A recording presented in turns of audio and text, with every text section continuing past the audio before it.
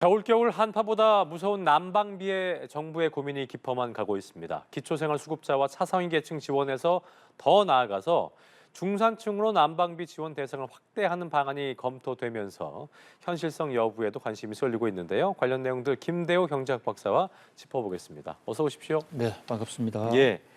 올겨울 추위보다 더 무서운 난방비 때문에 정부가 참 머리를 쥐싸고 감싸고 있는 것 같습니다. 어쨌든 굉장히 차상위 계층 기초생활수급자한테는 일단 뭐 난방비 지원한다고 했고 이 대상을 중산층으로 확대할 수도 있다. 이 얘기는 있었습니다만 지금 검토되고 있다는 얘기가 나왔는데 박사님 보실 때 뭐 사실 돈을 준다는 것이 지원해 준다는 것이 국민들 입장에서는 좋을 수 있지만 정부 입장에서 뭐 또 고관 조정도 해야 되고 이래저래 또 세수도 어떻게 또 재정 부담해야 되고 여러 부분을 좀 고려해야 될 텐데 좀 종합적으로 판단을 좀 해주시죠. 예. 예, 지난 1월 달에 설 연휴 기간 중에 이제 그 전달 난방비 고지서가 나온 것에 대해서 많은 국민들이 상당히 놀랐습니다.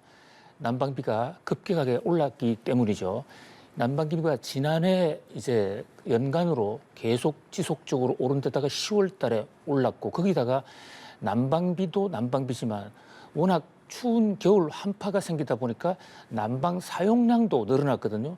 그러니까 가격이 오른 데다가 사용량까지 같이 가세하면서 예. 난방비 폭탄이라는 어떤 신조어까지도 생겨났습니다. 그런데 이달에는 지난 1월 달보다도 이 난방비 가격이 좀 더 오를 가능성이 있습니다. 난방비 자체는 뭐 1월 달이나 일체 변동이 없지만 1월 달은 12월 달보다 더 추워서거든요. 그리고 난방비 사용량이 더 많지 않을까. 이제 이렇게 되면서 난방비에 떠는 서민들, 뭐 그밖에 중산층들 전 국민이 난방비에 쇼크를 먹고 있는데요.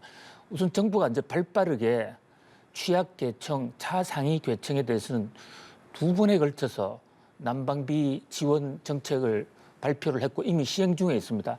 예산 금액에서는 총 1,800억 정도를 썼고요. 뭐 그밖에도 또 한국가스공사가 일단 미수금을 떠안는 방식으로 지원을 합니다. 그래서 뭐 가구당 금액 차이는 있습니다만은 뭐 상당하게 자금이 지금 지원이 되고 있는데요. 문제는 이제 2월달에 또 심해진다. 예. 그러면 이 대목을 어떻게 할 것이냐. 특히 중산층도 상당히 피해가 지금 누적이 되고 있거든요.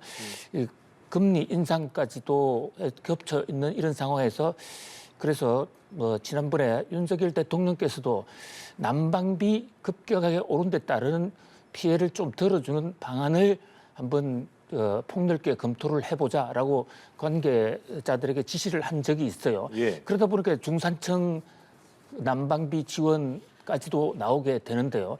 국민의 어떤 그 가격 부담을 덜어주려는 그런 충정은 충분히 이해가 됩니다만은 그러나 이게 지금 무한정 지원하기에는 상당히 현실적 어려움이 있다 이래 봅니다. 우선 예산은 제한되어 있는데 현재 중산층에 지원한다면 중산층이 뭔지도 개념은 아주 정립이 되어 있지 않은데 통상 경제학에서는 중산층을 그 나라의 소득 중간 금액 딱 예를 들어 인구가 5천 명이면 2,500만 명째 들어가는 그 사람의 중위 소득을 구한 다음에 중위 소득보다도 소득이 이제 50%에서 150%까지. 그래서 50% 플러스 마이너스. 중위 소득을 100%로 했을 때 밑으로 50% 위로 150%까지 중산층으로 하는데요. 이 개념에 따르면 우리나라 국민의 6명, 10명 중에 6명이 중산층입니다. 그 비율이 상당히 크더라고요. 그렇습니다. 그렇게 이분들에게 현재 취약계층에게 나가는 정도의 자금 지원을 해주려면 제가 시뮬레이션을 해보니까 적어도 한 8조에서 9조. 8, 9조. 의 추경이 필요합니다. 그런데 이 현재 우리나라 지금 그 예산이 상당히 빠듯하거든요. 예. 또 세금도 깎아준 데다가 또 우리 정부가 시작하자마자 코로나 지원금도 지원한 적이 있고 우리 지금 국가 부채가 누적된 부채가 1,000조가 넘어가는 상당히 이런 문제인데 이게 부채가 계속 늘고 국가 재정 적자가 일어나면 국가 신용도가 떨어질 수가 있는 것입니다. 그렇죠. 그런 면에서 정부도 고민이 있고요. 또 하나는 난방비 인상을 어떤 보조금으로 또는 국가 지원금으로 해소했을 때는 오히려 앞으로 난방비가 더 올라간다는 그러니까. 그런 그게 경제학적 문제더라고요. 어떤 이 모순이 있어요.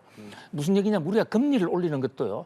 지금 고통스럽지만 금리를 올려서 수요를 줄임으로써 물가를 잡자는 거 아닙니까? 그렇죠. 그런데 사실상 전 국민에게 그 추경을 통해서 난방비 부담을 덜어주게 되면 난방비가 싸지게 되니까 결국은 소비가 줄어들기는커녕 난방비는 정부가 언제든지 도와줄 수 있는 거다 하면서 국가 채무는 늘지만 난방비 그러니까 원유나 또는 가스를 더 많이 사용하게 되면 맞아요. 결국 가스 요금이 더 올라가서 그 폭탄이 미래로 계속 전가가 되는 것이거든요. 그래서 최근에 우리 몇 년간도 난방비 인상 요인이 있었음에도 불구하고 올리지 않았던 것에 대한 지금 반성, 비판이 있는 상황인데 이 상황에서 또 전 국민, 사실상의 전 국민을 대상으로 한 중산층까지를 폭넓게 지원하는 이 어떤 추경을 할 수 있을 것인가. 많은 경제학자들은 기본적으로 국제 원유 가격이 오르는 것에 대해서 그것은 정부가 보조하는 대상이 아니다. 예. 오히려 수요를 줄여야 된다. 다만 취약계층들, 정말 어려운 추위에 떨고 있는 사람들은 사회 복지적 차원에서 신속하게 도와주는 것은 매우 필요하다. 그렇지만 그 대상을 대폭 확대하는 것은 결국은 다 같이 피해를 보자. 어쨌든 긴축 기조로 가고 있고 물가 내려야 되는데 물가가 지금 다 내려오지도 않은 상태이기도 하고요. 근데 지금 말씀하신 것처럼 이게 뭔가 양적 완화의 개념처럼 돈을 또 풀어주게 되면 결과적으로 뭐 지금은 도움이 될 수 있지 모르지만 결과적으로 에너지값은 더 올라갈 수 있겠고 그럼 더 고통이 커질 수 있다는 거 지금 그 말씀이신 거잖아요. 그렇습니다. 지금 우리나라의 최근 우크라이나 사태 이후에 난방비 상승폭 물론 많은 부담이 돼요. 그러나 다른 나라에 비교해 본다면요. 유럽이나 또 각 다른 아시아 국가에 비한다면 우리나라가 가장 적게 오른 그러니까 그동안 너무 안 올랐던 거라고 하더라고요. 그런 건가요? 그렇습니다. 최근 몇 년간 예. 뭐 거의 손을 대지 않았으니까요. 네네네. 뭐 거기도 나름대로 이유는 있겠지만 끝까지 손을 안 대면 좋은데 이것이 어느 일순간에 몰아서 폭탄을 던지면 그것도 문제죠, 사실. 이게 한꺼번에 국민 부담이 되고 결국은 또 추경이나 중산층 지원 같은 이런 문제가 나오는데 이번에 또 도와준다면 그 폭탄은 바로 1년 후, 2, 3년 후 또는 미래 세대로 전가가 되거든요. 적어도 경제학 원론적으로 학문적으로 볼 때는 가격 오른 만큼은 어느 정도 가격을 반영하는 것이 그것이 우리 사회의 경제적 건전성을 높이는 길이다.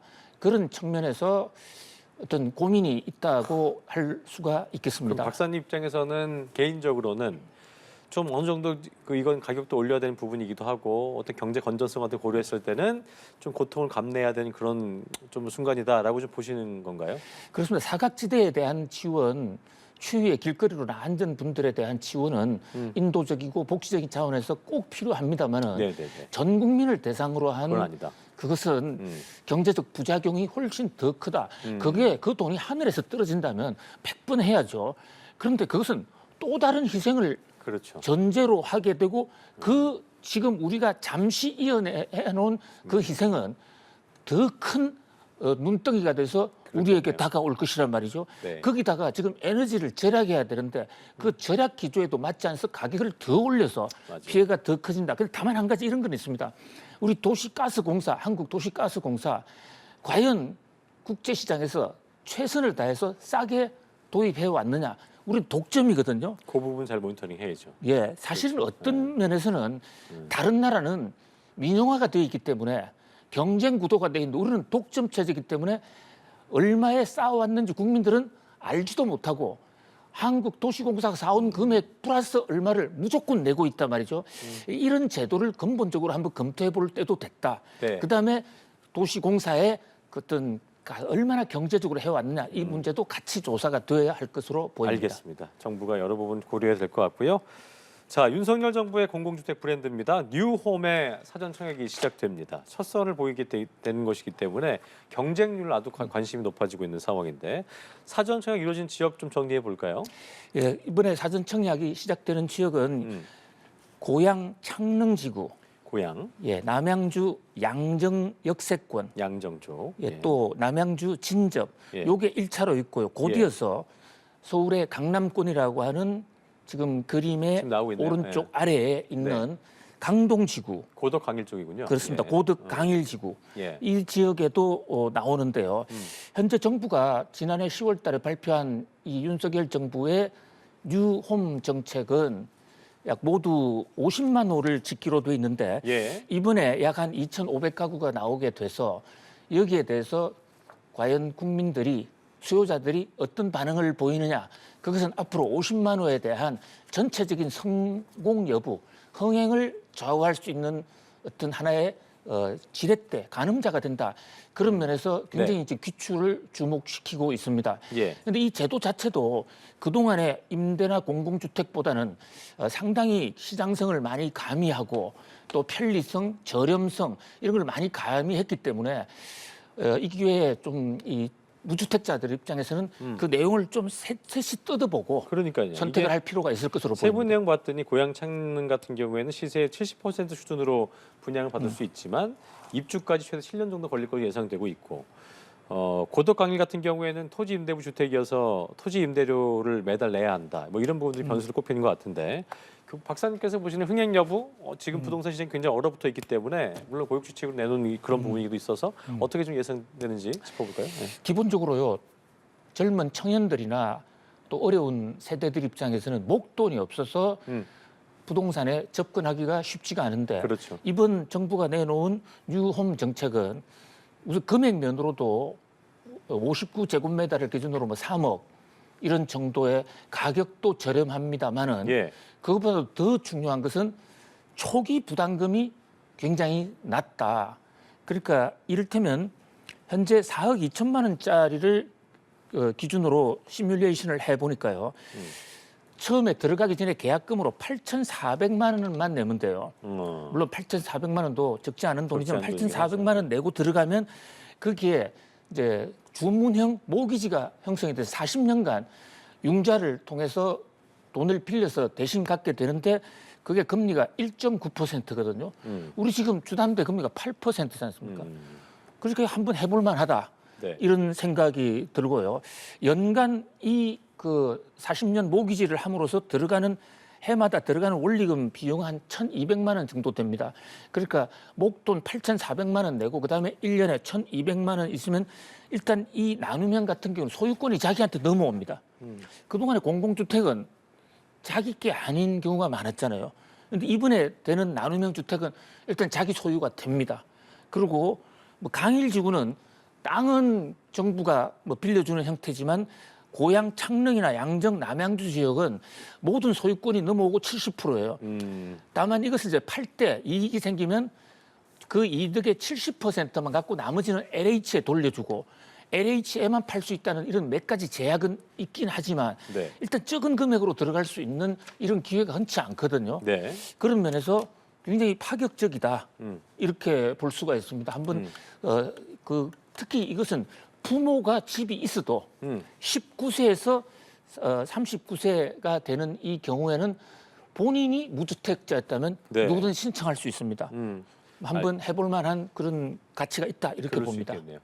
자, 끝으로 하나만 더 짚어보도록 하겠습니다. 새해 들어서 코스피가 상승세를 계속 보이고 있는 상황인데 개인 투자자의 증시 참여 정도를 가늠할 수 있는 부분이죠. 투자자 예탁금이 51조 원을 넘겼다고 합니다. 4개월 만에 최대 규모이기도 하고요. 급격히 좀 자금 흐름이 좀 바뀐 것인데 어떻게 좀 배경을 바라보고 계십니까? 주식을 투자할 때는요. 현찰을 그날 있다고 해서 바로 주식을 살 수가 없습니다. 그렇죠. 그러니까 정권사의 예탁금 계좌로 일단 들어가서 일정 기간이 지나야 그때부터 살 수 있거든요.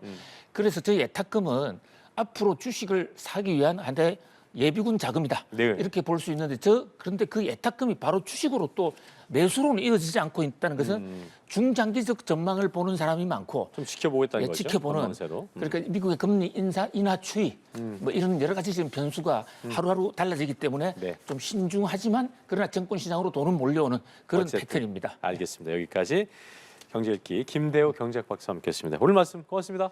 감사합니다. 예.